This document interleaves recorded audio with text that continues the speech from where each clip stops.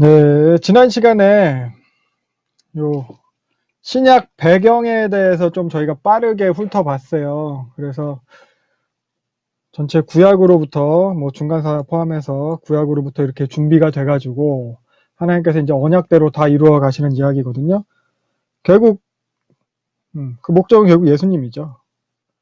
궁극적인 목적이 예수님이었어요. 그리고 예수님을 통해서 교회, 그리고 결국 하나님 나라까지. 이렇게 하나님께서 이제 구속사를 이루어 가시는 거거든요. 그래서 이러한 구속 역사 위에서 쓰여진 그런 신약의 책들을 이제 같이 볼 거예요. 그래서 오늘은 첫 번째로 누가복음에 대해서 볼 거거든요. 누가복음이에요. 읽어보셨나요? 누가복음? 안 읽어보셨으면은 오늘 개관하고 나서 읽어보시면 돼요. 그러면은 조금 더 이해함이 더 나을 거예요.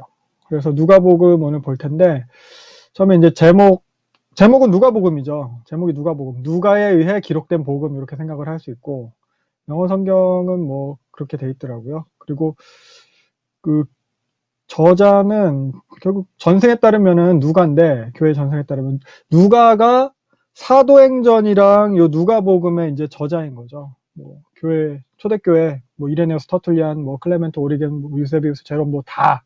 그래서 누가복음 같은 경우에는 특별히 저자에 대한 그 논쟁이 없는 책 중에 하나예요. 뭐 이게 뭐 진짜다 가짜다 뭐 이런 논쟁들이 뭐 책들이 있는 책들이 사실 많은데 근데 저자나 뭐 진위 여부에 대해서 누가복음과 사도행전은 그런 책이고 그래서 특히 이걸 왜 그러냐면 성경의 내적인 증거를 통해서도 그냥 저자가 나오거든요. 그래서 보면은 성경을 먼저 보면은 사도행전이랑 누가복음의 저자를 우리가 동일 인물로 생각을 해볼 수가 있어요.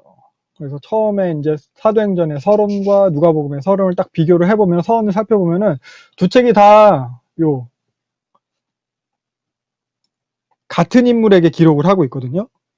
그래서 누가복음도 보면은 데오빌로 가카라는 사람한테 그리고 사도행전도 데오빌로. 근데 여기서 보면 먼저 쓴 글이래요. 요 먼저 쓴 글이 결국 누가복음이라는 거죠.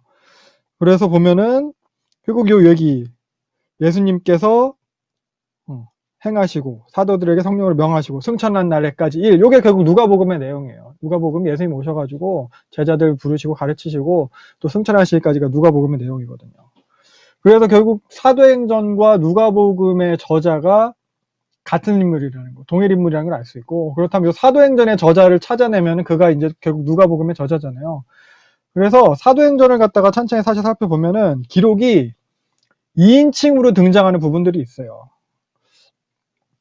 그러니까 예를 들면 그 전에는 그들이 이렇게 기록을 하고 있다가 특히 사도행전 16장 10절 이때가 이제 2차 전도행 기간인데 2차 전도행 기간 바울이 이제 전도행 가가지고 디모데 만나고 디모데 합류하고 나서 지금 드로아에서 딱 이제 마케도니아인 환상 보는 그 시점인데 그 시점부터 보면은 이제 우리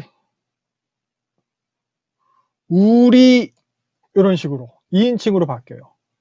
그리고 이건 3차 전도행 이후 빌립보 이후 그리고 로마 압송될 때 여기서 요거 로마로 압송되는 거거든요. 27장 1절은 바울이 우리라고 바뀌어요. 그러니까 이거 뭐 저자가 사도 바울이랑 같이 다닌 거예요. 전도여행에 포함돼서 다닌 거예요. 그럼 이렇게 생각해 볼 수 있는 게 근데 여기서 보면은 이제 20장 4절 5절 여기서 보면은 함께 가는 사람이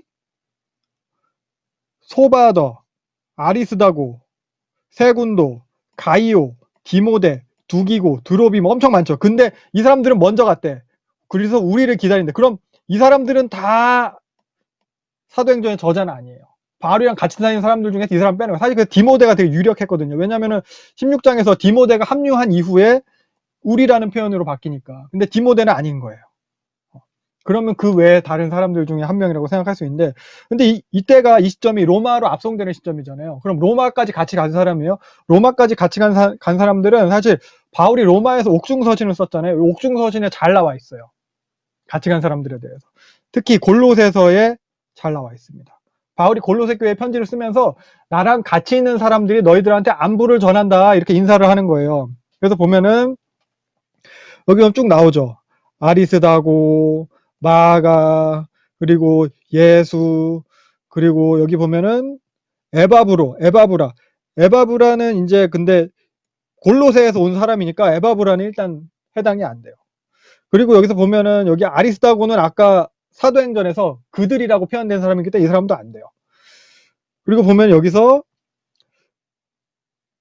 의사 누가와 데마가 이렇게 나옵니다. 이들 중에 하나인데 근데 보면 여기 어떤 표현이냐면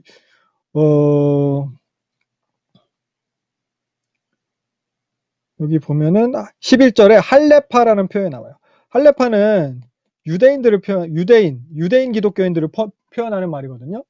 근데 누가는 이따 또 설명을 하겠지만 유대인이 아니야, 이방인이에요. 그러면 여기서 나온 마가 뭐 예수 이런 사람들 다 저자가 될 수 없는 거예요. 그럼 결국 누가랑 데마만 남는데 이 데마는 디모데 후서에 보면은 배교 혹은 바울을 배신해요. 세상을 살아 해서 나를 떠났다고. 세상을 살아 해서 사랑해서 어디로 가요? 데살로니카로 갔나요? 아무튼 데마는 그렇게 갔어요. 그럼 배교한 데마까지 빼면 결국 의사 누가가 남아요. 그래서 성경에 기록된 것들, 성경 내적인 증거 그리고 외적인 증거 모두 다 누가를 사도행전의 저자로 이야기를 하고 있어요. 그래서 사도행전과 누가복음의 저자가 같기 때문에 그래서 누가복음의 저자도 바로 요 누가가 되는 겁니다. 그래서 방금 살펴봤듯이 바울의 2차 전도 여행 이후에 우리라고 표현이 바뀌잖아요. 그러니까 거기서부터 만나게 된 것 같아요, 누가는. 그전에는 포함이 되어 있지 않았어요. 그리고 또 나중에 디모데후서를 보면은 바울의 마지막까지 함께해요. 디모데후서는 바울이 이제 로마에 2차로 투옥돼서 결국 죽기 전에 뜬 거거든요. 그러니까 그때 2차 전도여행 때 합류해가지고 바울이 순교하기 전까지 끝까지 바울의 곁을 지킨 사람이 누가예요. 그래서 바울한테 영향을 되게 많이 받았을 거예요. 그래서 사도행전이나 누가복음에 보면은 그러한 영향들이 좀 나와요. 대표적인 게 요 구제. 누가가 구제를 강조해요. 불의의 돕기를 강조해요. 사도 바울이 그 전도행 떠나서 2차, 3차가 다 목적이 연보가 목적이 컸거든요. 돈. 예루살렘 교회 도와주자. 헌금해라. 그러니까 이런 식의 구제, 이런 영향을 또 많이 받았고, 또 성찬에 대한 거. 이거 이따가 나중에 이후에 누가복음 하면서 왜 어떻게 사도 바울한테 성찬에 대한 영향을 누가가 받았는지 그거 갖다 다른 복음서들이랑 비교하면서 좀 더 살펴보도록 하겠습니다. 그래서 누가의 이름 뜻은 루카스 해서 빛나다라는 뜻이에요. 이방인인데 이렇게 성경을 갖다 기록할 정도로 훌륭한 사람이 됐죠. 그래서 이방인인 것도 어떻게 할 수 있냐? 사도행전의 기록들을 보면은 특히 1장 19절에 보면은 여기에서 이게 가룟 유다가 자살한 그 내용이거든. 1장 19절이. 근데 자살했는데 그곳을 갖다가 아겔다마라고 불렀어요. 근데 그게 피밭이란 뜻이다. 이렇게 유대인들의 말을 갖다가 헬라어로 해석을 해주고 있어요. 근데 그걸 갖다가 그들의 말로는 이렇게 표현하고 있어요. 유대인이면 그들이라고 안 하겠죠. 우리 말로는 이거다 이렇게 해석을 했겠죠. 그래서 이런 식으로. 그래서 내적인 증거가 이방인이라는 것을 갖다 알 수 있어요. 다른 것도 마찬가지. 유월절이라 하는 무교절. 무교절에 대해서 유월절이라고 한 번 더 설명해 주는 거. 이거 이방인들에 대해, 그러니까 이방인 저자가 데오빌로라는 이방인에게 쓴 거기 때문에 그 히브리의 유대식 그런 생활 관습 같은 거, 지리 같은 부분에 대해서 이렇게 설명해서 풀어주는 것들이 있어요. 그래서 이것도 보면은 유대인의 동네 아리마대. 이게 유대인의 동네라고 설명을 해주는 거예요. 아리마대 사람 요셉에 설명할 때. 그리고 엠마오를 설명할 때 25리나 되는 거리가 어느 정도 떨어져. 이런 식의 설명. 이런 것도 설명해서 하고 있습니다. 그래서 신약 성경 저자 중에서 유일하게 이방인이에요. 그리고 신약 성경을 가장 많은 분량, 가장 많은 책을 쓴 사람은 바울이고요. 분량으로 가장 많은 분량을 쓴 사람이 누가예요.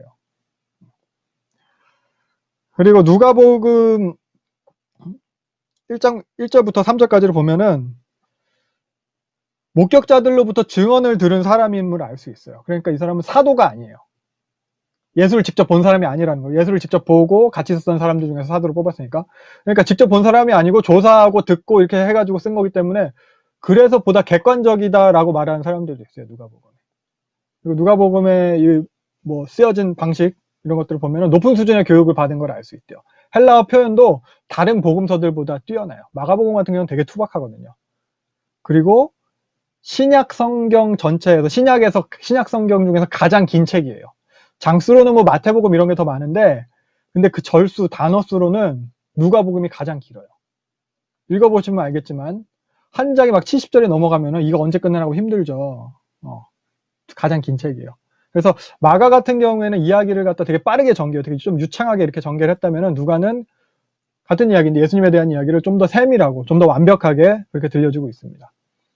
그리고 누가복음에는 누가의 그런 역사성이 되게 역사가로의 그런 재능, 역사가적인 모습 이런 게 부각돼요. 그리고 누가복음 자체가 그 헬라식 역사 기록 양식을 띠고 있어요. 족보가 등장하는 거, 여행 이야기, 여행 기사가 등장하는 거, 뭐 드라마틱한 사건 이런 것들. 그래서 헬라식 역사 기술 장르를 갖다 기본 틀로 해가지고 또 세계사 속에서 세계 역사 가운데서 이게 이제 역사성을 띤 이야기로 보여지게 하기 위해서 그런 뭐 이런 예를 들면 2장 같은 경우 요 가이사르 아구스도 로마 황제죠. 이런 사람을 등장시키고 또 요 구레뇨가 수리아 총독일 때 이런 것들, 이런 실제 역사적 사건, 역사적 인물들 이런 것들을 갖다가 이야기하면서 또 3장에도 마찬가지죠. 티베리우스 황제가 통치한 몇 해 이런 것들을 기록을 하면서 역사성을 띤, 그래서 되게 복음서 중에서 이런 성향을 띠기 때문에 되게 중요한 자료가 돼요. 역사적으로도. 그렇습니다. 그리고 아까 말했듯이 누가는 의사였어요. 의사. 골로새서 아까 4장 봤었죠. 의사. 그러니까 당시 로마 치하였잖아요. 그러니까 로마 시민권은 있었겠지만 로마 사람은 아닌 거예요. 그러니까 노예 출신, 전쟁에서 져가지고 잡혀온 사람 중에서 똑똑한 귀족 출신 이런 사람들이 의사하거든요. 그러니까 원래 로마 귀족은, 그 로마 사람은 손에 피 안 묻히려고 해서 의사를 안 했대요. 그래가지고 그러니까 전쟁에서 져가지고 잡혀온 포로 중에서 똑똑한 사람이었겠죠.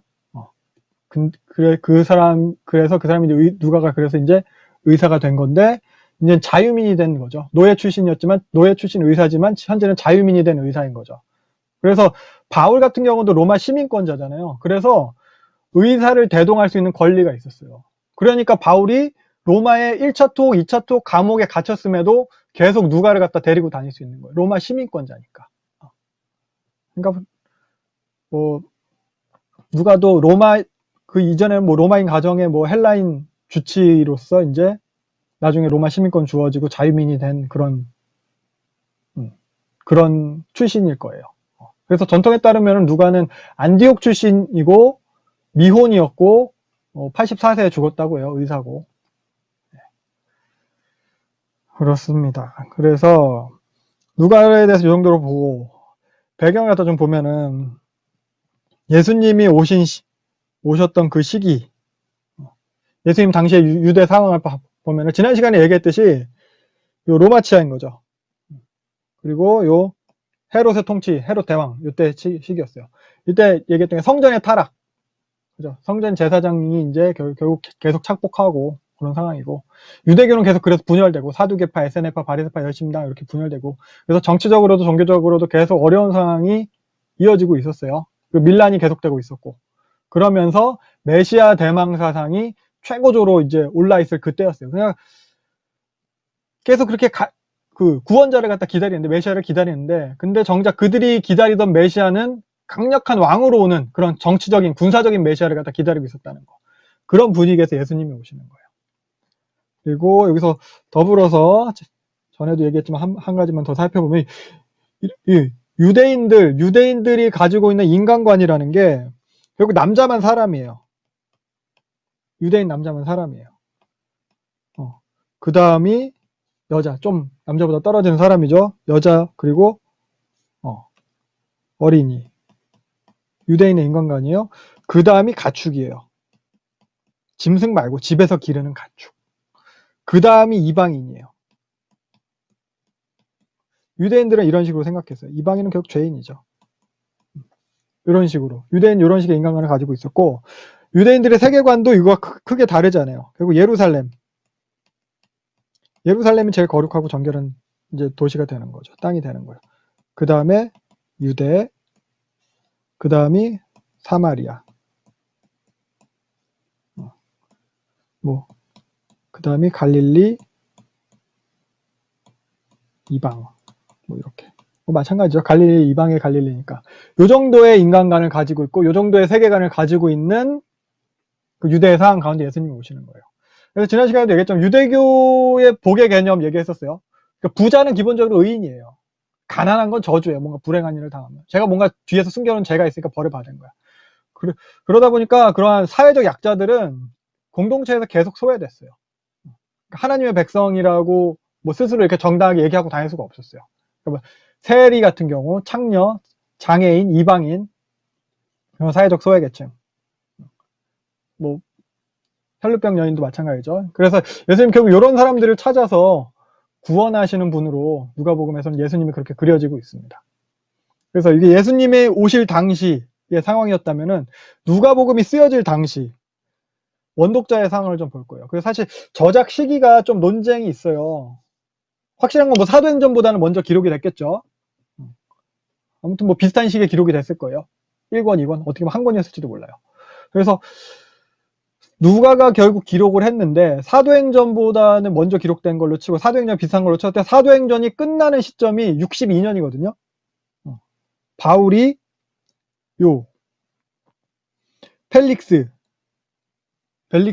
이제 딱 이제 총독 임기를 마치고 베스도가 부임함으로 인해서 로마로 이제 압송되는 거거든요. 근데 로마로 도착하고 거기서 2년 동안 셋집에서 가르쳤다. 그럼 62년까지예요. 사도행전은 62년까지를 기록하고 그러면은 최소한 62년 이후에 기록이 됐을 거다 정도로 생각을 할 수 있는 거죠. 그리고 그래서 요 그러면은 언제 바울이 그럼 요걸 갖다가 누가복음에 대한 정보를 갖다 다 기록을 했을 거냐. 이렇게 싸돌아 다니기도 힘든데 전도행 다니고 바쁠 때 언제 기록했냐고 했을 때 요 바울이 유대 사람들한테 갔다가 이제 잡혀가지고 2년 동안 가이사랴 감옥에 갇혀 있다가 로마로 압송되는 거거든요. 바울은 2년 동안 가택연금 상태로 가택연금은 아니죠. 이때는 감옥에 있었을 거예요. 감옥에 그래도 좀 로마 시민권자니까 좀 그렇게 힘든 곳은 아니었어요. 구금 상태로 갇혀 있을 동안 그래도 누가는 갇혀 있지 않았기 때문에 누가가 그래서 이 예루살렘 돌아다니면서 증인들 만나고 목격자들 만나고 지리적으로 조사해서 누가복음의 기초 자료를 만들었을 것이다. 요 2년 동안 이렇게들 많이 생각을 해요. 그래서 누가복음의 저작 시기는 빨라도 60년이에요. 빨라도 60년. 그래서 사도행전은 60년 이후일 거고 누가복음도 60년 근처일 거고. 근데 보면은 각 복음서를 갖다 비교해 봤을 때 누가복음이 마가복음을 참고한 흔적이 되게 많이 나타나요. 이 마가복음. 그러니까 마가복음을 보면은 50%가 누가복음이랑 겹치거든요. 그래서 그렇다면 누가복음을 갖다가 이제 마가복음을 참고해서 마가복음에 있는 그 내용을 갖다가 이제 또 조사 자료로 쓴 거죠. 해가지고 기록했다고 생각을 하면은 누가복음 이후 60년대 이후에 기록이 돼야 돼요. 거기에 더하여서 이제 예루살렘 멸망이 AD 70년에 있었잖아요. 근데 누가복음에 보면 예수님께서 이제 마지막 때에 대해서 얘기를 하면서 예루살렘 멸망에 대해서 말씀을 하세요. 근데 그 묘사가 다른 복음서들보다 되게 자세하고 상세해요. 실제 멸망의 때의 모습과 되게 일치해요. 그래서 사실은 요 예루살렘 멸망이 있었던 그 이후에 누가가 기록한 게 아니겠냐 이렇게 주장이 되기도 해요. 저 같은 경우는 이제 마가복음이 가장 먼저 기록된 복음서라는 그 주장에 동의를 하거든요. 그래서 마태랑 누가는 요 마가복음의 자료를 참고해서 또 이렇게 자기들만의 이제 복음서를 기록을 한 거예요. 자기들 자료 추가해가지고. 그래서 저는 이러한 이유들로 해서 누가복음 기록 시기를 갖다 이 70년 이후로 생각을 합니다. 그래서 70년 이후라고 생각을 했을 때 당시 이제 로마 제국에 이제 큰 사건들이 있었거든요. 제일 중요한 게 네로의 기독교 박해죠. 64년부터 네로 죽기까지. 그리고 요 게시우스 총독이 66년까지만 하고 만 이유가 뭐냐면 요때 유대 전쟁이 일어나요. 유대에서 반란이 일어난 거죠. 이게 66년부터 73년까지 있어요. 그 사이 70년에 예루살렘 멸망을 한 거예요. 유대 전쟁, 이게 제국 내 되게 큰 사건이에요. 그 전까지 로마의 정치인, 옥타비아누스의 정치인 팍스 로마나라고 했잖아요. 정복 전쟁을 안 하고 현재 제국의 평화를 유지하는 거였는데 이게 가장 큰 전쟁이었어요. 그러니까 되게 중요한 사건인 거예요. 거기다 이 두 사건 다 모두 기독교랑 직간접적으로 상관이 있는 사건인 거예요. 이때 베드로랑 바울이 순교하게 되죠. 그리고 여기 성전이 파괴됐죠. 그리고 이후에 회당과 교회와의 분리가 일어나게 되는 거예요. 유대교랑 결별하게 되는 상황인 거예요. 그러니까 기독교는 이제 회당을 못 가요.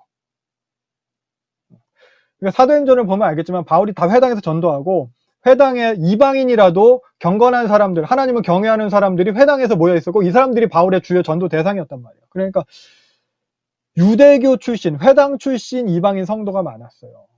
그러니까 그 사람들은 회당에 익숙했어요. 그리고 어떻게 보면 아직은 기독교가 유대교의 한 종파로 여기는 정도의 그런 인식 수준이 많았어요. 근데 유대교랑 결별했잖아요. 유대교 회당에서 쫓겨났잖아요. 일단 예배 장소의 문제가 먼저 드러나는 거예요. 예배를 못 드리는 거예요. 안식일을 못 오게 하니까. 저주 기도문을 갖다 매일 읽어야 되니까. 그러니까 주일, 이때는 뭐 주일, 일요일에 드리는 예배에 대한 개념 자체가 아직 명확하지 않았어요. 그러니까 주일에도 드리고 토요일, 안식일에도 드리고 이게 혼재돼 있었어요. 안식일에 드리죠. 장소는 회당이에요. 근데 회당에서 쫓겨나고 있어요. 그러니까 기독교의 이 정통성에 대해서 의심을 품는 성도들이 생기는 거예요. 그래서 교회의 정통성에 대한 설명이 이때 필요하게 되는 거예요. 그래서 결국 여러 가지 복합적으로 신앙에 위협이 되는 상황이에요. 로마 제국으로부터는 핍박을 받고 있었어요. 그리고 유대교로부터도 그렇게 핍박을 받고 있었어요. 정체성이 혼란되고 진리에 대해서 의구심이 생기고 믿음이 흔들리고 결국 교회 떠나기 참 좋은 여건이 이렇게 조성된 시기가 된 거예요. 그러니까 원래부터 유대인이었던 유대인 교인은 유대교로 돌아가려고 고민을 했을 거고 이방인 출신 교인들은 과연 이거 교회가 진리인가 하는 고민이 있었을 거예요.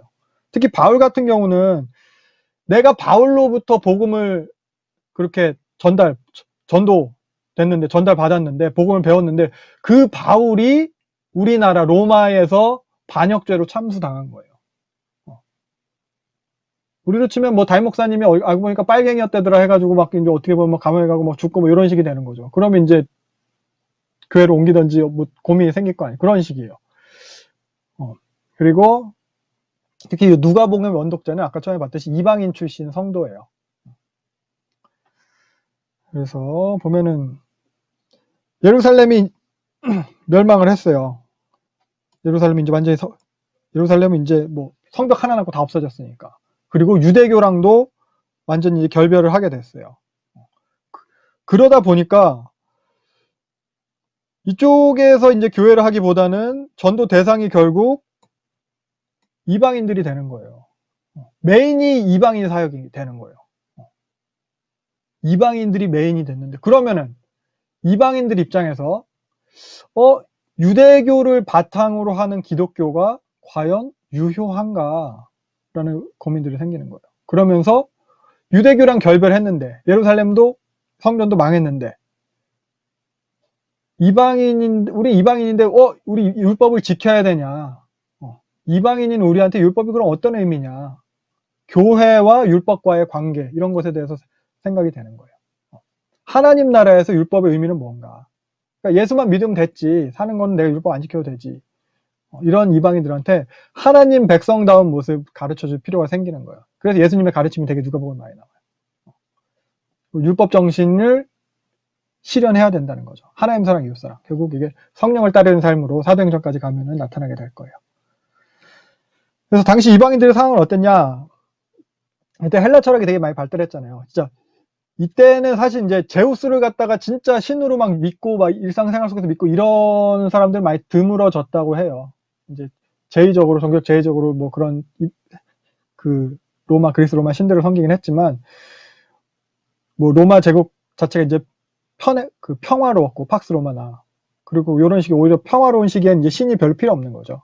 그리고 헬라 철학이 발달하면서 오히려 이런 신에 대한 의존도는 떨어지고 또 이렇게 평화로운 거를 살다 보니까 현재 삶에서 크게 문제가 없다 보니까 오히려 내세에 그런 관심을 갖기 시작하면서 약간 이제 동양의 신비주의 이런 사교들이 슬슬 생기기 시작했대요. 내세 구원에 좀 관심을 더 갖기 시작하는 거예요.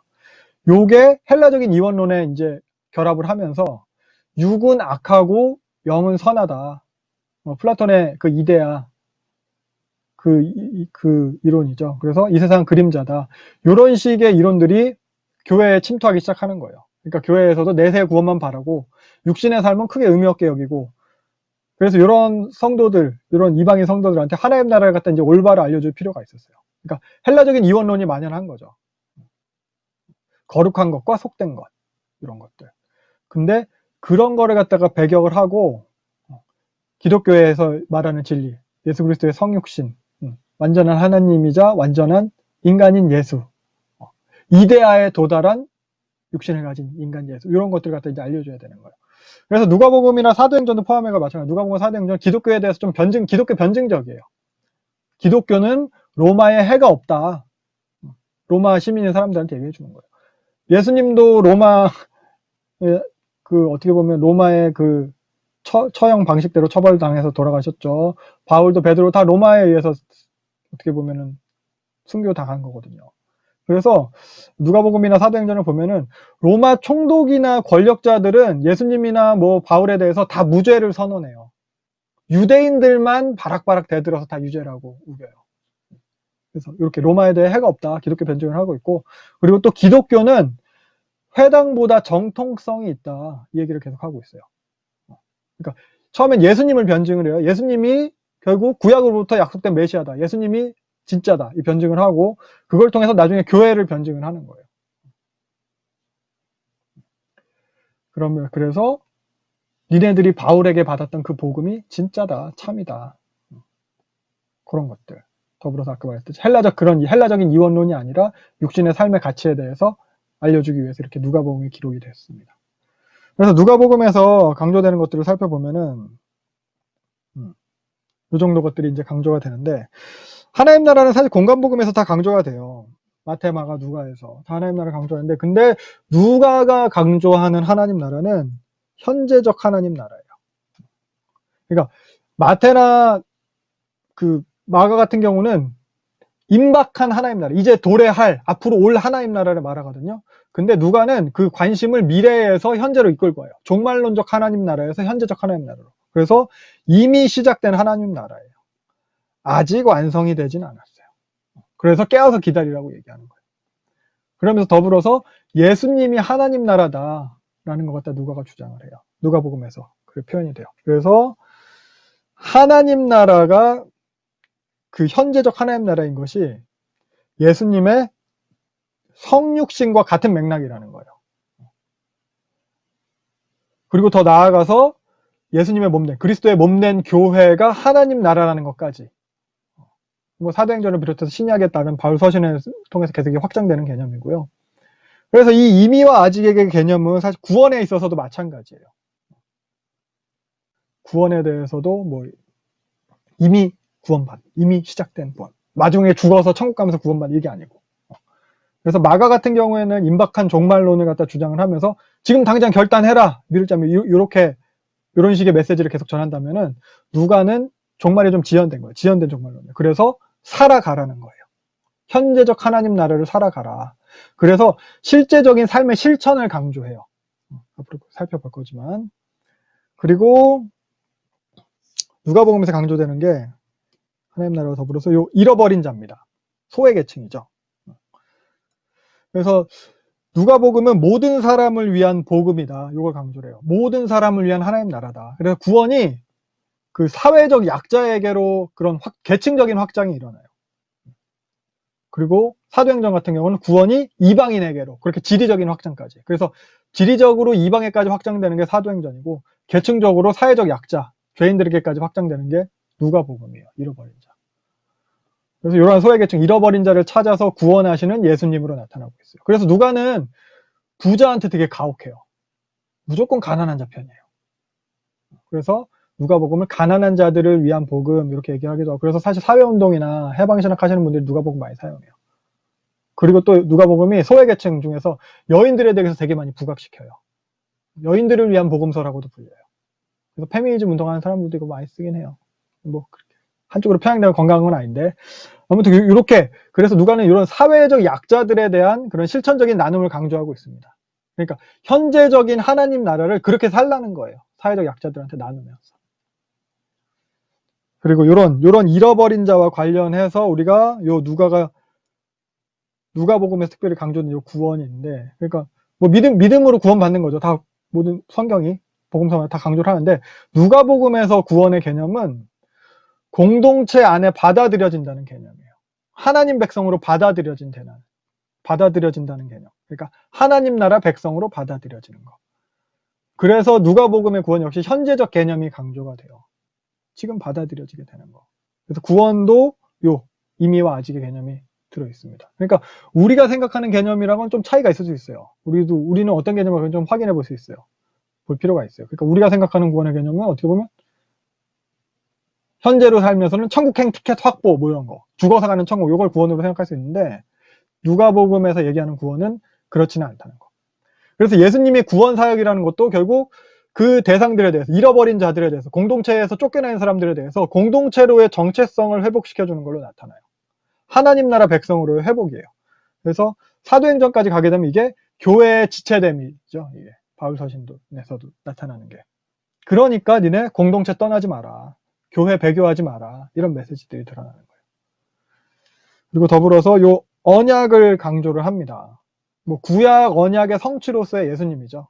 누가복음도 이걸 계속 강조를 해요. 언약의 성취로서의 교회. 이건 사도행전에서 강조되는 거고. 그러니까 유대교랑 결별했잖아요. 그 유대교를 뛰어넘어서 그 하나님으로부터의 정통성을 강조하는 거예요. 우리 유대교부터 어떻게 삐져나온 게 아니고 우리는 하나님으로부터다. 여호와 신앙으로부터다. 그러니까 구속사의 연속성상에 있는 기독교다. 이걸 강조. 유대교의 저 회당은 실패한 언약이다. 교회는 성취된 언약이다. 뭐 이런 식이죠. 그래서 이방인에게 쓴 복음서임에도 요 율법을 강조해요. 사실 사도행전에도 이방인들한테 율법의 짐을 지우지 않는 것에 대해서 49년 예루살렘 회의에서 얘기를 하고 있는데 그럼에도 율법을 강조해요. 이 율법 정신에 대해서 강조하는 거예요. 그러니까 하나님 나라의 통치 원리라는 거죠. 결국 이게 율법에서 성령으로 강조점이 이동이 되게 됩니다. 모형에서 원형으로 되게 되는 거죠. 그러나 그 통치 원리는 다르지 않다는 거. 그리고 또 강조된 게 성전이에요. 성전은 이미 멸망해서 없어졌는데도 성전을 강조해요. 그리고 또 성전에서 교회로 정통성이 이어가고 있다. 그러니까 회당이 아닌 성전을 강조하는 거예요. 성전에서 정통성을 이어받은 게 교회다. 그러니까 유대교로부터 이어지지만 교회가 진짜라는 거. 이걸 계속 얘기하는 거예요. 갑자기 튀어나온 게 아니다. 모형에 대한 원형적 성취가 교회다. 이걸 보여줘. 성전이 모형이라는 거예요. 에덴의 모형, 하나님 나라의 모형, 하나님 임재의 상징, 하나님과 함께함의 상징. 근데 이제는 교회다. 하나님의 회당이 아니라 교회와 함께 하신다. 이걸 강조를 하게 됩니다. 그리고 또 기도를 강조해요. 사실 수시로 예수님도 기도하는 모습이 드러나요. 그래서 모든 그 구속사적, 메시아적 사역 앞에서 기도로 준비하세요. 뭐 제자들 부를 때도 그러고 성령 받을 때도 그러고 뭐 다 맞아요. 기도할 때 성령이 임해요. 다른 복음서랑 다르게. 그러니까 마태, 마가 같은 경우는 세례 받으면 그냥 뭐 성령이 임하세요. 세례 받을 때 하늘이 열리고 성령이 임해요. 근데 누가 같은 경우는 거기서 세례 받고 기도하실 때라고 첨언을 해요. 기도할 때. 사도행전도 마찬가지죠. 기도할 때 오순절 성령이 내려오잖아요. 그거예요. 기도가 강조돼요. 그래서 기도라는 게 결국 누가에게 있어서는 현재의 상황을, 그 현재적 하나님 나라를 준비하면서 미래의 완성을 깨어서 기다리는 모습이 기도예요. 깨어 기다리는 모습. 현재적 하나님 나라를 누리면서 살아가는 방식, 그런 중요한 방식이 기도라는 거죠. 그리고 또 요 성령을 강조합니다. 특히 뭐 사도행전 가면 더 많이 강조를 하겠지만 다른 복음서에 비해서 누가는 성령을 강조해요. 예수님의 모든 사역이 다 성령으로 인함이에요. 언약이 성취되는 데 있어서 모든 것이 다 성령으로 준비되고 실행되고 있어요. 그러니까 누가에게 있어서 하나님 나라의 핵심이 성령이에요. 하나님 나라의 통치 원리가 성령이고, 그래서 성령은 하나님 나라를 증거하는 영이에요. 예수를 주로 시인하게 하는 영이 성령인 거예요.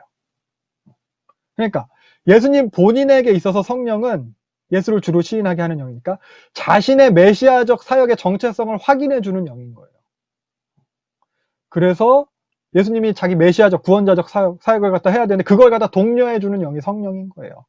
그래서 같은 이유로 그 교회의 모든 사역도 마찬가지죠. 결국 예수님에 대해서 증인된 삶을 살아야 되는 거니까 다 성령으로 인함이에요. 그리고 요 인자, 예수님의 인성에 대해서 많이 강조를 하죠. 먹는 게 되게 중요하게 등장을 해요. 예수님, 특히 잡수시는 거. 그리고 예수님의 어린 시절에 대한 유년기에 대한 기록은 누가밖에 기록을 하지 않아요. 그리고 예수님이 계속해서 기도하는 모습, 이런 것들. 인간이자 하나님인 예수님. 아까 말했듯이 이데아에 도달한 인간인 거예요. 구분돼 있지 않은 거예요. 헬라적 이원론을 배격하는 거예요. 이것을 통해서도 현재적 하나님 나라를 갖다 강조하고 있습니다. 그리고 뭐 참고로 하나 더 알아둘게 누가복음에서는 평화를 많이 강조한대요.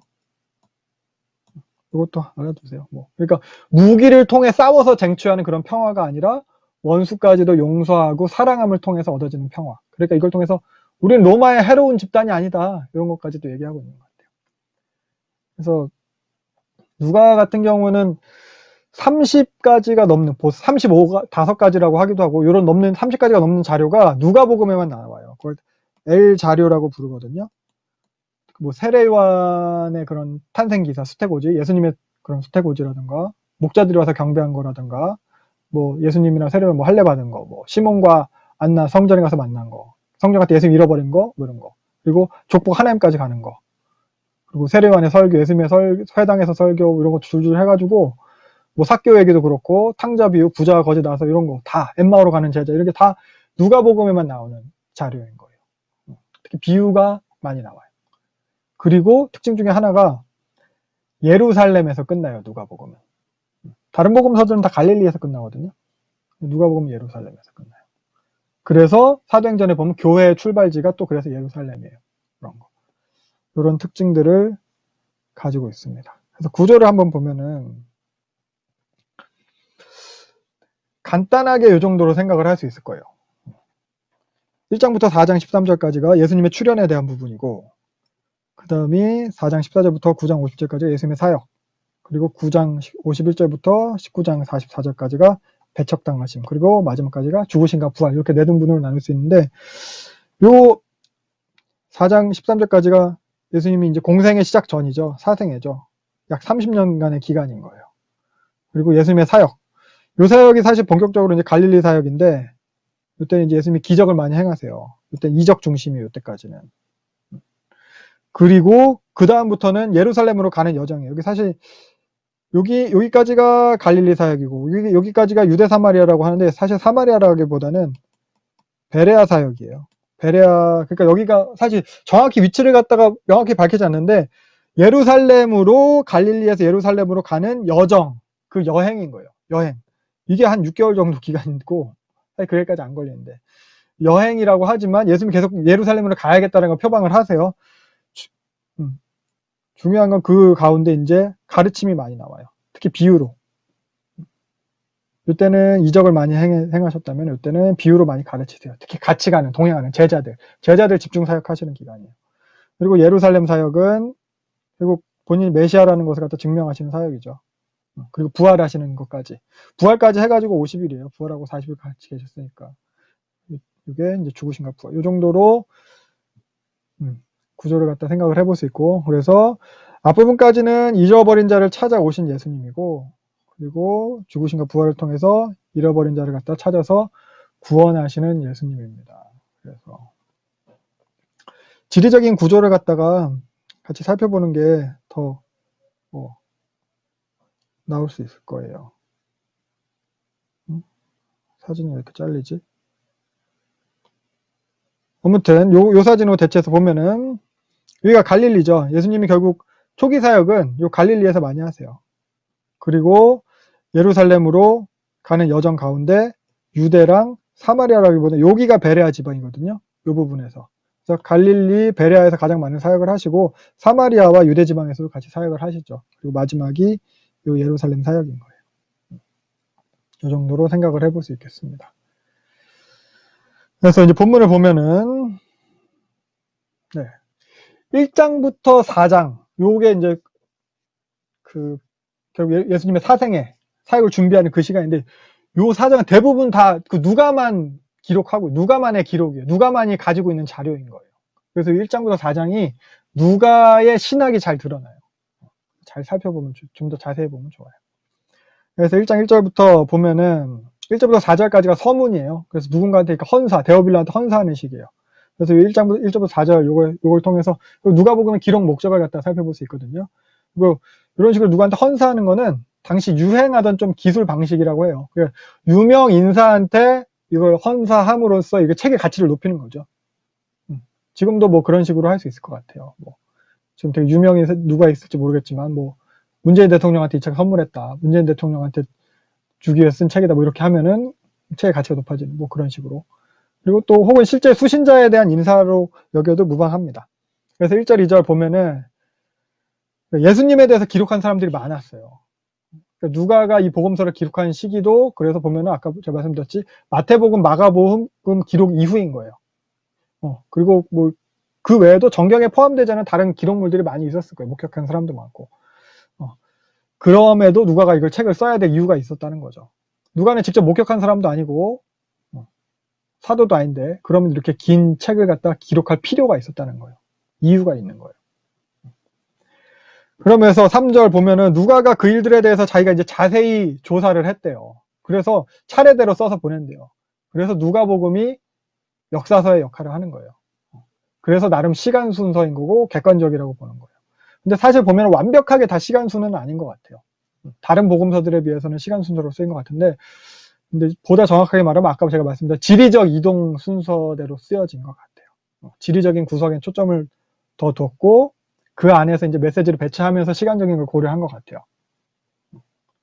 그래서 수신자는 데오빌로인데 요 데오빌로라는 이름 자체가 데오스에다 이제 필레오를 갖다 합친 말이거든요. 그래서 하나님의 사랑받는 혹은 하나님의 친구 뭐 이런 뜻이에요. 이름이 뜻은 그렇고 그리고 여기 보면은 각하라고 표현하고 있어. 3절에 보면 각하. 되게 높은 고위간직한테 총독 이상 원로원급인 거예요. 로마 고위간직했던 사람인 걸 알 수 있고 이 사람이 누가복음과 사도행전의 수신자인 거죠. 그래서 그렇다 보니까 이 데오빌로가 이름이 하나님의 사랑받는 특정 인물이 아니라 그냥 신앙 공동체 아닌가? 교회 공동체 아닌가? 이방인 교회 공동체한테 쓰여진 거 아닌가? 이렇게 생각을 하기도 하고요. 그 이방인 교회 공동체의 대표가 데오빌로일 수도 있다. 이렇게 생각을 합니다. 아무튼 뭐 교회를 위해 쓰여진 책은 사실이에요. 그래서 4절을 보면은 이미 알고 있대요. 그러니까 신앙이 있는 사람이에요. 아주 모르는 사람이 아니에요.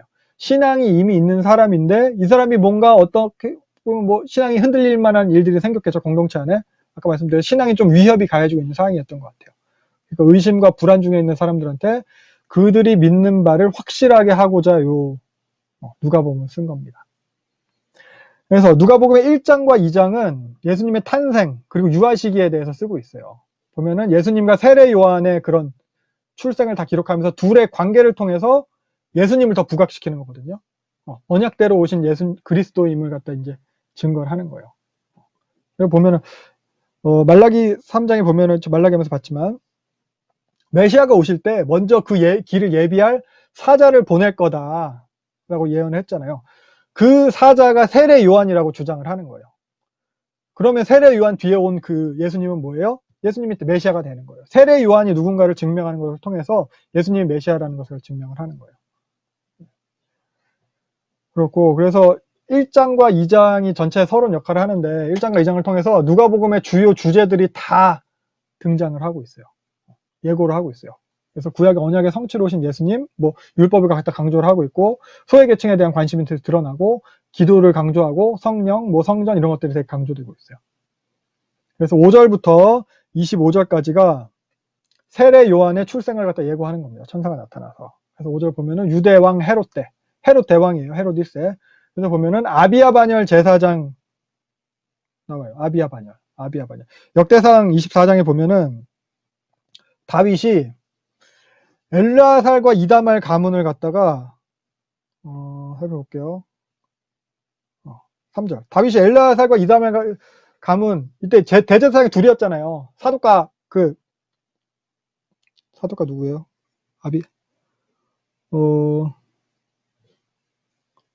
사독과 아히멜렉 있었잖아요. 그래서 제사장이 둘이니까 두 가문을 갖다가 이제 나눠요. 그래서 16반차와 8반차로 나눠서 합쳐서 24반차거든요. 그래서 24 제사장 가문이 돌아가면서 성전에서 이렇게 섬겨라. 분향하는 거, 뭐 떡상 갈아주는 거, 뭐 이런 거 해라. 그래서 요 아비야 반열은 이 24 반열 중에서 10절 보면은 8째는 아비야, 8째 반열인 거예요. 그래서 사가랴가 요 아비야 반열이라는 거예요. 그러니까 사가랴는 정통 제사장 가문이라는 걸 갖다가 여기서 확인이 되는 거예요. 그리고 보면은 그 안에 엘리사벳도 누구예요? 아론의 자손이래요. 5절 보면. 그러니까 사가랴도 그 안에도 다 어떻게 보면은 경건한, 거룩한 그런 구별된 가문이라는 거죠. 그리고 6절 보면 하나님 앞에서 의인이래요. 왜 의인인가? 율법을 잘 지켜서. 흠이 없대요. 그러니까 율법을 행해서 의로워진다는 것은 결국 구약적 개념인데 이런 구약의 의인관을 갖다가 누가복음에서 계속 사용하고 있는 거예요. 율법을 강조하는 거예요. 그러니까 이방인 누가가 이방인한테 기록을 하는데도 이 율법을 강조하는 거예요. 나중에 보면은 뭐 예수님도 뒤에 보겠지만 누가복음 10장 10절 보면은 율법에 대해서 예수님도 강조를 하시거든요. 그래서 아까 말씀드렸듯이 결국 예수님으로 인해서 생겨난 그 교회의 정통성을 강조하기 위함이에요. 구약을 무시하고 그것에 반대해서 생겨나온 게 아니라는 거죠. 언약의 정통성 위에 있다는 거. 율법 정신을 이어받은 게 교회라는 거. 하나님 사랑, 이웃 사랑. 그 하나님의 나라의 통치 원리. 나중에 가서 그 성령을 강조하게 되는 거예요. 모형을 강조해서 원형으로의 그 정통성을 연결하려는 시도가 계속 나타나는 거예요. 아무튼 사가랴는 그런 의인인데 문제는 7절. 애가 없어요. 아까 지난 시간에도 얘기하고 아까 방금 얘기했듯이 이런 식의 뭐 불행이 있는 거는 의인이 아니라는 거예요. 그러니까 당시 통념으로 자녀가 없는 건 저주예요. 수치예요. 복받지 못한 거예요. 애 낳지 못하는 부인은 정당한 이혼 사유예요. 정당한. 그러니까 유대인들의 복의 개념에 있어서는 자녀가 없는 사람은 의인일 리가 없어요. 그러니까 누가는 여기서 의도적으로 당시에 그런 유대인들의 통념을 반박하는 거예요. 그들의 복의 개념에 대해서 대항하는 거예요. 죄가 있어서 그런 게 아니라는 거죠. 쭉 내용을 읽어보면. 그런 게 아니라 하나님의 선하신 계획 안에서 그랬다는 거예요. 그래서 이런 식으로 거절된 자를 찾아서 구원하는 복음에 대한 이야기가 이제 누가복음입니다. 아무튼 사가랴는 이런 사가랴인데 그래서 자기 순서가 돼서 성전에서 제사장으로 분향하는데 천사 가브리엘이 나타난 거예요. 그러면 세례요한의 그 탄생에 대한 소식을 갖다 이제 알려주는 거예요. 그래서 보면은 15절 세례요한이 어떤 사람이냐 보면 나시린이에요. 포도주를 안 먹는데요. 독한 술을 안 먹는데요. 나시린에 대한 표현이죠. 구별된 사람이에요. 그리고 보니까 모태에서부터 성령의 충만을 받았대요. 성령을 갖다 여기서부터 강조를 해요. 누가는 성령을 강조해요. 이런 사람이고 16절 보면은 이스라엘 자손을 하나님께로 돌아오게 하는 이런 일. 여기서 이스라엘은 그런 유대인, 민족적 이스라엘만 특정해서 이야기하는 게 아니에요. 그러니까 포로기 이후에 특히 신약에 있어서는 북이스라엘 완전히 없어졌잖아요. 그리고 돌아온 사람들은 유다 지파, 베냐민 지파밖에 없잖아요. 그래서 이스라엘이라는 표현 자체가 언약 백성, 언약적인 표현이에요. 민족적인 명칭은 유대인이라고 다 표현을 해요. 그러니까 하나님의 언약 백성, 하나님 나라 백성을 갖다가 이스라엘이라고 표현한다고 생각하셔도 이제 무방합니다. 아무튼 그 이스라엘 자손을 돌아오게 할 거고, 이거 17절. 이거 말라기 하면서 봤던 구절이죠. 말라기 4장 5절 6절. 요것의 예언의 성취라고 했어요. 그래서 요런 예언의 성취로 네 아내 엘리사벳이 요런 아이를 갖다 이제 잉태를 할 거다 했더니 아무튼 사가랴는 믿지 못했어요. 그래가지고 20절 보면은 아기가 태어날 때까지 이제 벙어리가 돼요. 그리고 가브리엘의 말대로 엘리사벳은 임신을 하게 됩니다. 엘리사벳은 좀 이거 구별돼서 숨어 있었나 봐요. 그리고 26절부터는 예수님에 대한 탄생을 갖다가 이제 전하는 거예요. 예수님에 대한 수태를 갖다가 알려주는 거예요. 가브리엘이 또 전해요. 여기는 보면 다윗의 자손이 강조가 돼요. 다윗의 자손. 구약 예언의 성취라는 거예요. 다윗 언약의 성취라는 거예요. 다윗을 강조하는 거예요.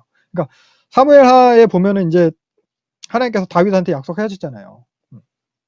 내가 너의 아버지가 되고 그 아들이 되겠다. 너의 후손. 네 후손에 대해서 내가 아버지가 되고 내 아들이 되겠다. 그러니까 하나님이 예수님의 아버지가 되시는 거죠. 예수님이 하나님의 아들로 오시는 거예요. 그리고 네 왕위가 영원할 거다. 영원한 다윗 언약이잖아요. 이게 예수님에 대한 거죠. 메시아에 대한 거예요. 그래서 이 언약의 성취로 예수님이 오신다는 것을, 그리고 이게 또 성령으로 되어진다. 35절. 이렇게 강조를 하고 있는 겁니다. 그리고 이것에 대해서 38절 보면은 마리아는 믿었어요. 바로 앞에 나온 사가랴랑 이게 이제 비교가 되는 거거든요. 그러니까 누가복음은 여인에 대해서 관심이 많아요. 그 여인에 대해서 결코 열등한 존재로 묘사하지 않아요. 주도적인 존재로 그리고 있어요. 여기서도 이렇게 사가랴랑 비교가 되는 거죠. 20절에 보면은 사가랴는 믿지 못해서 벙어리가 됐는데, 마리아 같은 경우는 나중에 엘리사벳의 노래 45절에서도 보면은 믿은 여인 복이 있다 이렇게 구별이 되는 거, 이렇게 비교가 되는 거예요. 네, 그래서 이런 천사로부터 소식을 들은 마리아가 친족 엘리사벳을 갖다 방문합니다. 39절. 그러니까 마리아도 그렇고 엘리사벳도 그렇고 어떻게 보면 임신할 수 없었던 두 사람이에요. 근데 임신할 수 없었는데 임신하게 된 두 사람이 이렇게 만나는 거예요. 성경에는 그 임신하지 못하는 여인의 얘기가 좀 단골 메뉴죠. 아브라함과 사라도 그랬고, 이삭과 리브가도 그랬고, 엘가나와 한나도 그랬고, 마노아의 아내 그 삼손의 엄마 아빠도 그랬고, 그러니까 다 이런 이야기를 통해서 또 드러나는 메시지는 다 하나님의 주권적 행하심이 강조돼요. 그 사람들에 대해서.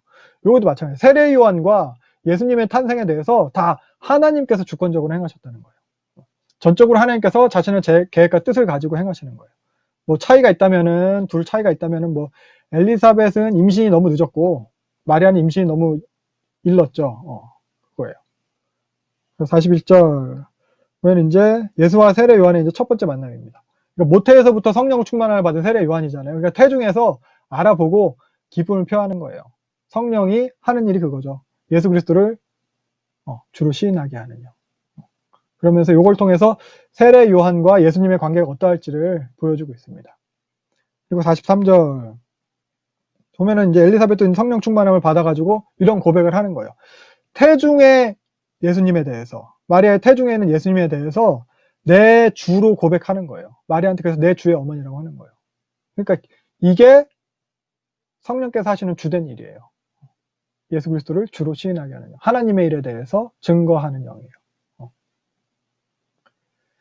그리고 나서 46절부터 55절까지 이런 고백을 들은 마리아의 찬양이 이어집니다. 그러니까 이 마리아의 찬양은 사무엘상 하면서 봤던 사무엘상 2장의 한나의 노래랑 상당히 유사해요. 한나가 그 사무엘을 갖다 임신하고 나서 했던 그런 찬양. 그래서 보면은 내용에 사무엘상에 나오는 그 한나의 노래도 그랬지만 역전의 하나님이에요. 높은 있는 자를 갖다가 낮추시고 낮은 자를 갖다 높이시는 하나님이에요. 강자를 무너뜨리시고 비천한 자를 높이시는 하나님이에요. 그 찬양에도 요게 드러나고요. 그리고 이런 찬양에도 그 메시아 대망 사상이 반영되어 있어요. 그러니까 이스라엘의 회복을 소망하고 있는 거예요. 그걸 노래하는 거예요. 그래서 이런 마리아의 찬양은 예수님 사역의 그 전체를 갖다 조망해요. 그래서 마리아 찬양과 더불어서 누가복음에는 그 4개의 찬송시가 나오거든요. 처음에 이 마리아의 찬양, 그리고 뒤에 나올 사가랴, 그리고 천사, 그리고 시므온의 찬양. 요 초반에 나와요. 다 1장, 2장에 나오는 건데 요런 찬양들이 다 모두 다 그 예수님의 사역이 어떠할지를 갖다 미리 보여주고 있어요. 생각하시면 되고, 그리고 57절부터 보면은 세례 요한이 탄생하게 됩니다. 그래서 세례 요한도 보면은 이제 뭐 59절 난지 8일 만에 할례를 하게 되는 거예요. 율법을 잘 지키죠. 그리고 이름은 천사가 가르쳐 준 대로 보니까 64절 요한이라고 써요. 63절 요한이라고 그대로 적어요. 그러니까 요한이라고 하니까 이제 드디어 이제 사가랴의 입이 열립니다. 10달 동안 벙어리 있었던 거예요. 그래서 이런 걸 통해서 세례 요한의 그런 비범한 탄생을 갖다 보여주고 있고요. 67절부터 쭉 보면 이제 입도 열렸고, 여기도 보면 성령 충만함을 받았어요. 성령이 계속 강조돼요. 성령 충만함을 받은 사가랴가 이제 찬송을 하는 거예요. 그래서 10개월 동안 무건 수행을 했잖아요. 그래서 그런지 이전과는 좀 다른 모습이에요. 69절부터 보면 이제 메시아의 구원을 갖다 노래하고 있어요. 그래서 여기도 보면은 언약이 결국 강조되고 있고요. 72절, 73절이 언약을 갖다 강조하고 있는 거예요. 언약을 기억하셨고 아브라함에게 하신 맹세. 그러면서 이어지는 게 예수님의 구원 사역에 대해서 찬송을 하고 있고, 그리고 자기 아들 그 세례 요한의 정체성에 대해서 확인하는 것이 나타납니다. 76절이 그거죠. 그러면서 80절 세례 요한은 광야에서 준비가 돼요. 나시린으로서 좀 구별된 삶을 살았을 거예요. 아주 어려서부터 광야가 살진 않았겠지만 나타나기 전까지는. 그래서 1장 요 정도로 이제 마무리가 되고, 그래서 2장 보면은 이제 예수님의 탄생에 대한 거예요. 1절 보면은 가이사 아구스도, 옥타비아누스죠. 로마 황제 옥타비아누스예요. 그래서 통치 이념이 팍스 로마나였어요. 결국 평화. 그래서 사회적으로 안정된 시간이었고 다른 혼란이 없어서 결국 복음이 이제 퍼져나가기에 되게 좋은 환경이 이때 마련이 된 거죠. 옥타비아누스는 35세 때 즉위해서 이제 77세로 죽기까지 황제를 계속 자리를 갖다 이어갔는데, 그때까지 로마는 전쟁이 없었대요. 완전 평화로웠대요. 유대 반란도 그 이후에 일어나게 되는 거고. 그러니까 진짜 복음이 퍼져나가게 좋은 환경을 만들어 놓고 옥타비아누스는 죽었고 예수님은 그런 환경에서 오게 되고 교회가 이제 수혜자가 되는 거죠. 그래서 2절 보면은 구레뇨가 수리아 총독일 때래요. 구레뇨. 근데 실제 역사에 보면은 구레뇨가 총독으로 부임한 것은 AD 6년이에요. 근데 예수님은 AD 6년에 태어나면 안 되는 거잖아요. 그래서 또 다른 기록들을 보면은 BC 12년에 구레뇨가 수리아 지방의 군사령관으로 있었어요. 그래서 여기 2절에 보면은 구레뇨가 수리아 총독이 되었을 때라고 총독으로 번역을 하고 있는데, 원문에는 총독이란 말이 아니고 다스릴 때, 통치할 때라는 의미를 가진 헤게모니, 그걸로 돼 있어요. 그러니까 구레뇨가 수리아에서 다스리고 있을 때, 그러니까 총독이면 안티파토르가 쓰여야 되거든요. 근데 그게 안 쓰이고 헤게모니아가 쓰였어요. 그러니까 구레뇨가 그 전에 그냥 군사령관으로 다스리고 있을 때, 그때 기원전 7년에 지난 시간에 얘기했죠. 인구조사가 있었고, 그래서 예수님이 탄생한 시기는 기원전 7년부터 5년 사이일 거다, 이런 얘기 했었어요. 그 시기인 거예요. 그래서 요셉이 이제 호적하러 가는 거죠. 근데 그 길에 마리아를 데려가요. 근데 사실 호적하러 갈 때 여자 데려갈 필요 없거든요. 여자는 크게 사람의 범죄에 들지 않았으니까. 근데 이제 마리아가 만삭이라서 혼자 두기 불안해서 그랬는지, 요셉이 성품이 좋아서 그랬는지 걱정돼가지고, 혹은 동네에 소문이 막 안 좋게 났을 거예요. 결혼도 안 했는데 임신했다. 그래서 아이에 이참에 이주하려고 마음을 먹었는지도 몰라요. 그래서 데리고 갔어요. 아무튼 이 덕에 예수님이 베들레헴에서 탄생하게 되는 거예요. 언약대로 그렇게 이루어지게 되는 거예요. 4절 보면은 다윗의 동네를 갖다 계속 강조해요. 그러니까 유대인들에게 쓴 거였으면 그냥 베들레헴이라고만 써도 다 알았을 거예요. 이방인에게 쓴 거기 때문에 베들레헴하고 다윗의 동네를 강조해요. 11절도 마찬가지로 다윗의 동네를 강조해요.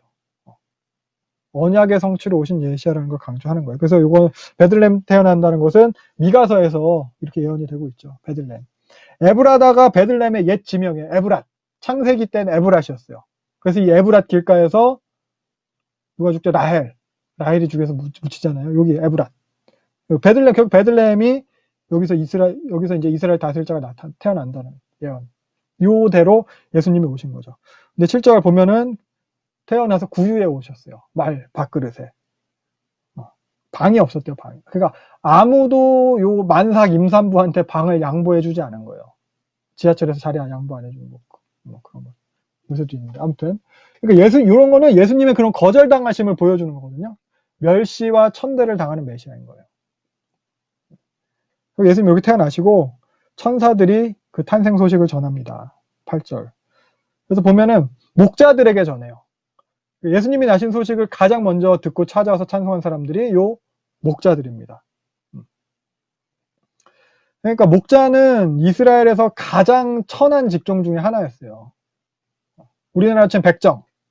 그러니까 부정하게 여겨지는 직종이에요. 왜냐면은 유대인들은 정결법을 되게 중요시 여기는데, 그러니까 부정한 거 다 하면 안 되고, 부정한 짐승 만져도 안 되고, 부정한 짐승에 걸었던데 걸어도 안 되고 하는데, 목자들은 계속 밖에서 생활하기 때문에 언제든지 부정에 노출돼 있고 그냥 부정하다고 여겨지는 사람이었어요.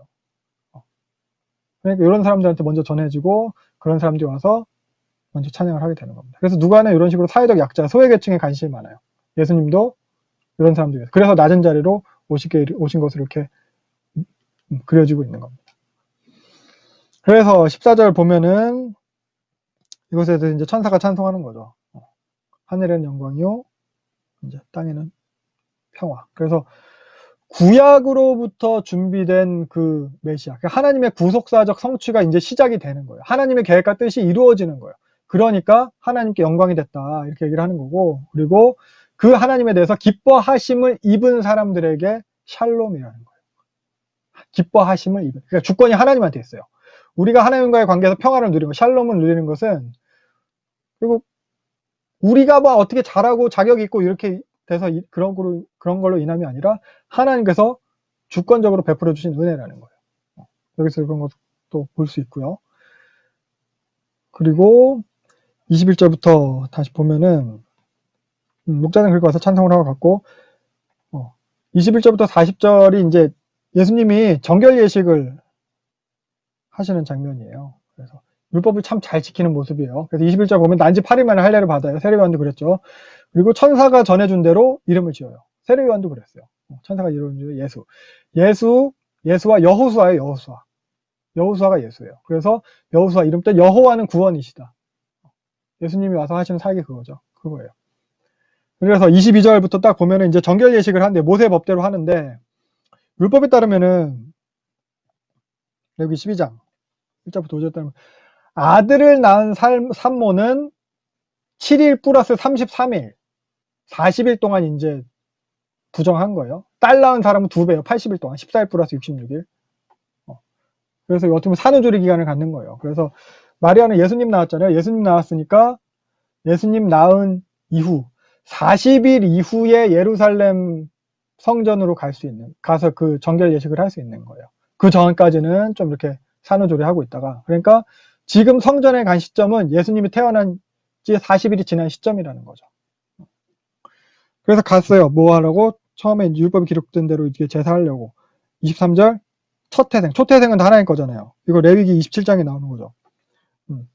레위인들을 갖다 구별했잖아요. 출애굽시키면서 장자를 다 죽였는데 유대인 장자 살려줬으니까 그 장자는 다 하나님 거다. 근데 이스라엘 태어나는 장자들마다 다 내 건데 대표로 레위 지파를 갖다 하나님께서 내 거다. 그러니까 레위 지파는 나한테 구별됐고 니네들은 그 값을 돈으로 내라. 첫 아들 낳을 때마다. 그게 초태생의 속전이죠. 요거 예수님이 이제 바치러 가신 거예요. 그리고 24절에 나온 게 산비둘기 한 쌍이나 혹은 어린 집비둘기. 요거 이제 결국 번제랑 속죄제 요거 드리러 가는 건데, 결국 비둘기 2마리로 드리는 거잖아요. 요걸 통해서 예수님의 가정이 가난했다는 것을 갖다가 우리가 이제 알 수 있는 거거든요. 보면은 이제 출산하고 나서 정결례 할 때 드리는 거예요. 번제로 어린 양을 1마리 가져가고, 그리고 속죄제로 비둘기 1마리, 양 1마리 비둘기 1마리인데 돈 없는 사람은 비둘기 2마리로 해라. 양 대신 비둘기로 해라, 요거예요. 그러니까 예수님은 어떻게 했어요? 비둘기로 2마리 한 쌍으로 한대요. 그런 거 보니까 그렇게 형편이 좋지 않았던 것으로 우리가 생각을 할 수 있습니다. 예수님도 그런 계층으로 오신 거예요. 그리고 그 성전에 올라갔어요. 정결을 하러 올라갔는데 25절 딱 보니까 이제 성전에서 누굴 만나요? 시므온이라는 사람을 만났어요. 시므온이라는 사람은 되게 막 수식되는 게 성령 충만하고 의롭고 경건하고 막 이런 사람이에요. 그러면서 이 사람이 뭘 기다렸냐? 이스라엘의 위로를 기다렸대요. 그러니까 메시아를 기다린 거예요. 이 당시 메시아 대망 사상이 진짜 뭐 많이 가득 차 있었고, 그래서 이 사람은 뭐 다 성령 충만한 사람이었어요. 이 사람이 성령 충만한 이 사람이 초면에 그 아기를 보자마자, 예수님을 보자마자 찬양을 하는 거예요. 30절 보면 이제 내 눈이 주의 구원을 봤으니, 예수님이 메시아라는 거죠.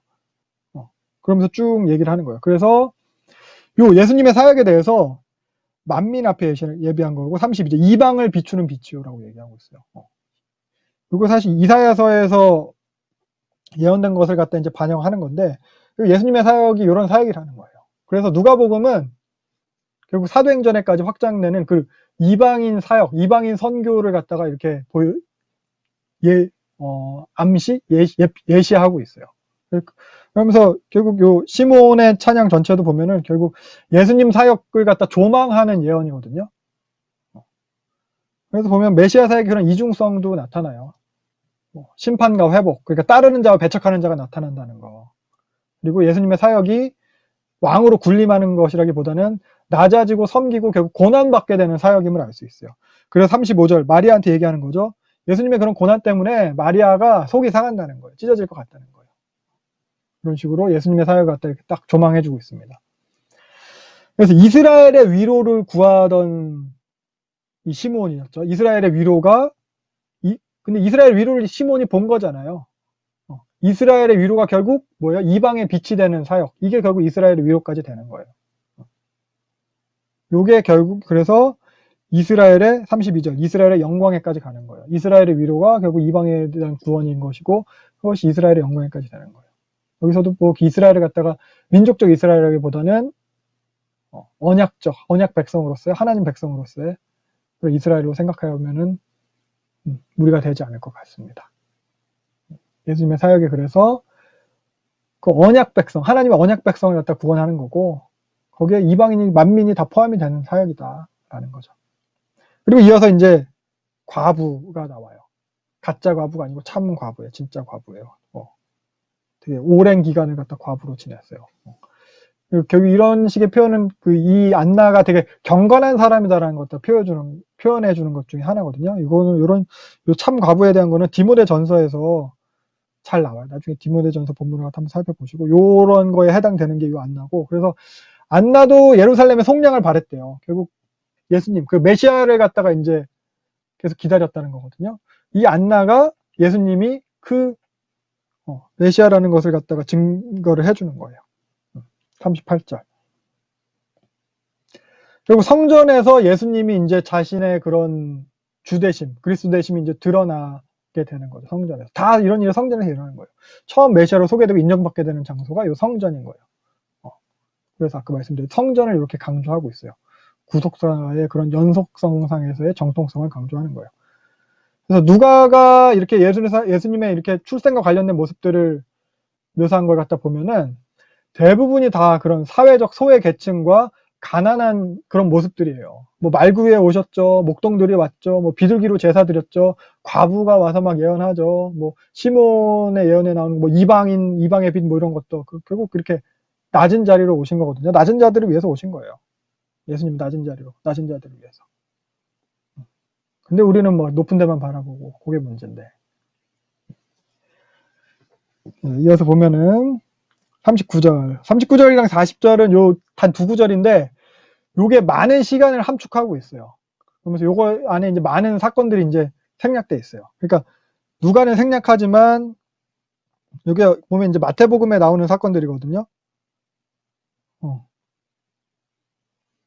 여기 보면은 뭐 이런 사건들이죠. 동방박사가 방문하는 사건. 요게 이제 생략이 돼 있고요. 그래서 어떻게 돼요?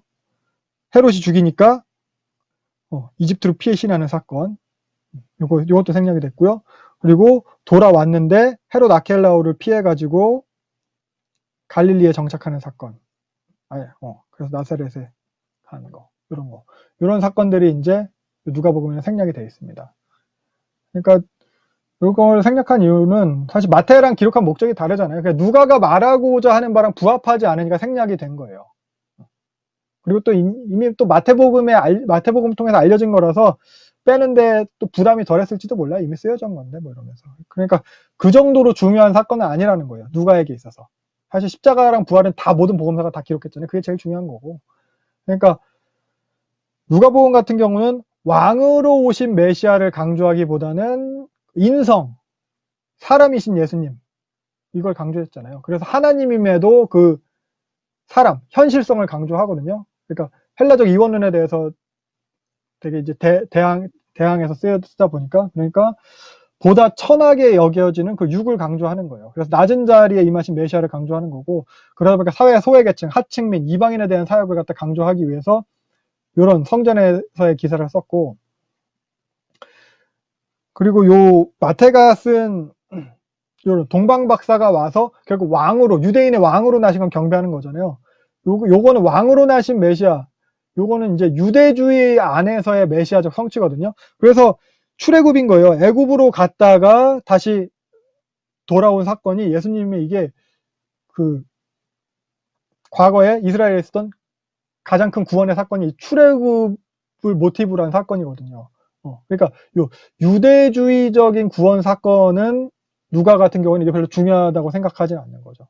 그래서 유대인 안에서의 메시아적 성취보다는 이방인에 대한 메시아적 성취를 강조하기 위해서 그런 부분들이 또 빠지고 이런 부분들은 또 들어가고 그렇다고 생각을 할 수 있습니다. 그래서 41절부터 52절까지는 이제 유년 시절이에요. 성전 유년 시절에 예수님에 대한 건 이거는 이제 마가복음에만 그 누가복음에만 나오는 이야기죠. 6월절이 됐어요. 그래서 예루살렘으로 가요. 율법을 참 잘 지키는 거죠. 근데 갔다가 애 잃어버린 사건이에요. 갔다가 예수님을 성전에서 사흘 만에 다시 찾는 사건. 49절 딱 보면은 그러니까 그 당시는 생각해보면 어떻게 보면 어떻게 자기 애를 잃어버린 생각하는데 그 당시는 이제 이렇게 예루살렘으로 특히 순례하거나 할 때는 마을 단위로 움직이고 또 시족 단위로 움직이다 보니까 애들끼리 몰려다니고 다 같이 모여서 밥 먹고 이렇게 하다 보니까 거의 잘 있겠거니 하다 보니까 이제 하루 뒤에 발견한 거거든요. 하루 뒤에 발견했는데 이제 찾는 거는 잃어버린 다음에 이제 3일 만에 찾았대요. 3일, 사흘 만에. 근데 찾았더니 예수님이 49절에 대답하시는 게 이런 식의 대답인 거죠. 어떻게 보면 좀 책망 들었을 텐데 부모로부터 어린 예수가 이제 책망을 들었을 텐데 이런 식의 대답인 거예요. 그래서 이런 예수님의 대답에 대해서 그 성전을 갖다가 단순하게 그런 장소적인 의미로만 볼 것이 아니고, 그러니까 원어에는 여기는 내 아버지의 집이라고 되어 있는데 원어에는 집이 없어요. 집이라는 표현이 없어요. 그래서 원어라고 그냥 보면 아버지와 있어야 될 줄을 알지 못하셨습니까? 이 정도예요. 아버지의 것에 있어야 될 줄을 알지 못해. 이 정도로 번역이 될 수 있는 거예요. 그러니까 요걸 통해서 우리가 생각해 보는 거, 부모랑 함께 있는 것이 아니라 하나님과 함께 해야 된다. 하나님과 함께 해야 한다. 이런 정도의 의미예요. 그러니까 하나님 편이어야 된다. 이런 의미예요. 이것도 결국 예수님 사역 전체를 조망하는 표현이라고 할 수 있을 거예요. 그러니까 가족과 하나님 사이에서 결국 하나님. 그러니까 누가복음 8장에도 보면은 예수님이 이런 식으로 말씀을 하시거든요. 같은 맥락으로 할 수 있을 거예요. 밖에 당신 어머니랑 동생들이 와 있습니다. 라고 하니까 내 어머니는, 내 형제는 하나님 말씀을 듣고 행하는 사람들이다. 이런 식의 표현. 그리고 누가복음 12장 51절, 53절도 이것도 뭐 좀 참고해 볼 수 있을 거예요. 그래서 하나님의 일을 해야 된다는 거. 하나님의 편에, 하나님과 함께 해야 된다는 거. 결국 이게 예수님 사역 전체에서 드러나는 거거든요. 나중에 사도행전에서 교회에도 그래야 된다는 거고. 그래서 어찌되었건 이런 사건은 예수님께서 본인의 신성을 갖다 드러내신 사건이에요. 하나님을 갖다 아버지로 표현했으니까. 그리고 50절 보면은 그 부모는 무슨 뜻인지 깨닫지 못했대요. 우리는 깨닫나요? 예수님 무슨 말인지. 정리를 하면은 예루살렘이에요. 장소는. 예루살렘에서 예수님을 잃어버렸어요. 그리고 사흘 만에 찾았어요. 3일. 예수님은 하나님의 일을 하느라 그랬다고 그래요. 그러니까 그 부모, 그들은 예수님 말고 예수님 함께 있었던 그들은 예수님이랑 함께 한다고 생각했는데 실상은 그 예수님을 지켜내지 못했어요. 그리고 그들은 예수를 갖다 잃어버렸다고 생각했는데 예수님은 하나님의 일을 하고 있었어요. 그리고 예수님은 그걸 몰랐냐? 하고 되물어요. 어떻게 보면 책망? 이거 예수님이 제자들한테 했던 거 그대로예요. 예수님 제자들한테 계속해서 예수님은 하나님의 일을 해야 될 것을 갖다 가르치셨어요. 가르치실 거예요. 누가 보면 가르치셨어요. 근데 그들은 깨닫지 못해요. 자기들의 일을 생각하느라 여전히 깨닫지 못해요. 나중에 예수님, 그래서 제자들은 결국 그 예수님을 갖다 잃어버렸다고 생각을 했죠. 예수님 돌아가셨으니까. 그 예수님을 잃어버렸다고 생각을 했는데 예수님은 3일 만에 부활하셔가지고 엠마오로 가는 그 제자 둘한테 나타나서 이런 식으로 이야기 말씀을 또 하세요. 니네 이거 몰랐냐? 하나님의 일을 해야 되는데. 제자들은 예수님을 갖다 잃어버린 걸로 생각하고 이렇게 그 엠마오로 가는 길 도상에 나타나 예수님한테 핀잔을 주듯이 말을 했는데 예수님은 하나님 일을 하고 계셨습니다. 그래서 2장 마지막 절 보면은 52절. 요거는 40절이랑 더불어서 예수님 공생애 이전 그 30년을 갖다가 요약을 해주는 거예요. 40절에서 아기가 자라고 강하여지고 지혜가 충만하여 하나님의 은혜가 그 위에 있더라. 그리고 52절도 지혜와 키가 자라가며 하나님과 사람이 더욱 사랑스러워 가시도다. 요런 예수님의 유년 시절을 이렇게 앞뒤로 이렇게 닫고 있는 거거든요. 이거는 뭐 예전에 사무엘에 대해서도 이렇게 표현을 했었어요. 이걸 갖다 좀 구약에 있는 표현을 갖다 빌려온 거라고 볼 수 있는데, 그래서 유년 시절을 갖다 이렇게 열고 닫고 있는데, 유년 시절에 대해서 유일하게 알려진 사건이 요 성전 사건이에요. 예수님이 하나님의 일을 하신 사건, 하나님의 일을 하는 예수를 잃어버렸다고 여기는 사건. 네, 이겁니다. 그래서 여기까지가 누가복음 전체의 서론격이에요. 예수님 사역의 전체를 갖다 조망하고 있고요. 누가가 강조하려 하는 그런 신학적 개념들이 여기서 다 소개가 되고 있습니다. 네. 그래서 오늘 여기까지 하면 될 것 같아요. 오늘.